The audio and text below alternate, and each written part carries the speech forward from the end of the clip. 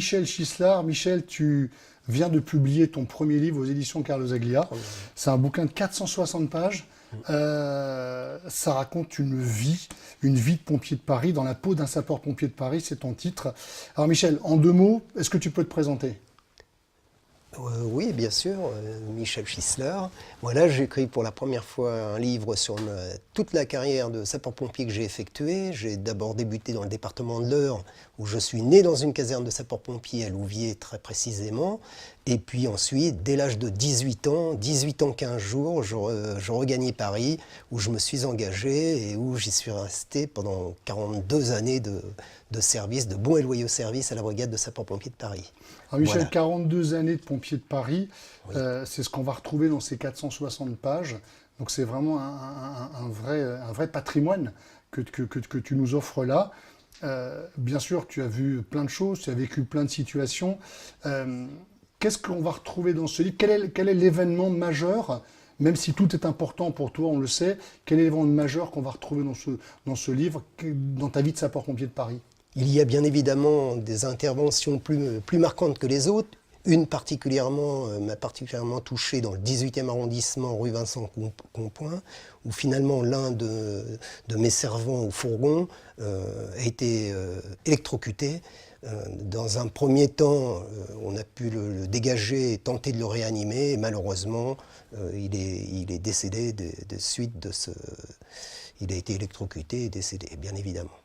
Donc on peut le citer, hein, c'est le sapeur, oui, c'est sapeur maréchal. Tout à fait, le sapeur de je première sais, classe. pour avoir lu ton livre, bien évidemment, Michel, que tu as essayé, toi, de sortir. Et à plusieurs reprises. Tu as pris toi aussi des décharges électriques. Tout à fait. Et on peut très bien imaginer que dans la vie d'un chef, c'est ce qui est le plus dramatique, de perdre un camarade sur un feu.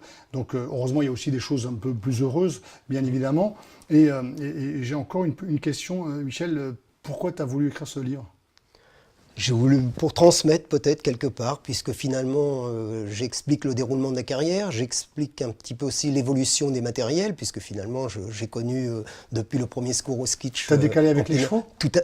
Pas avec les chevaux, pas avec les chevaux, mais le PS au skitch. Cependant, voilà, avec le PS au skitch.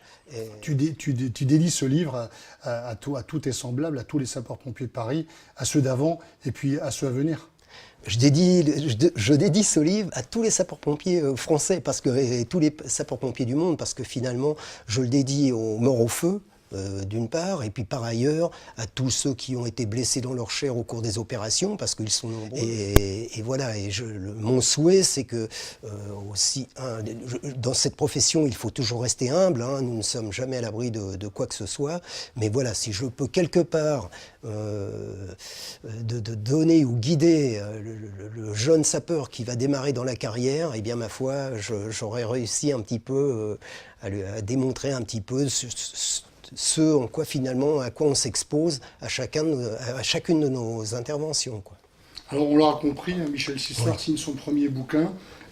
Outre une carrière fabuleuse qu'il relate dans ce livre, il dédie ce livre à tous les pompiers de France, à tous les sapeurs-pompiers, et en espérant transmettre un message et un patrimoine. Allez, salut les passionnés.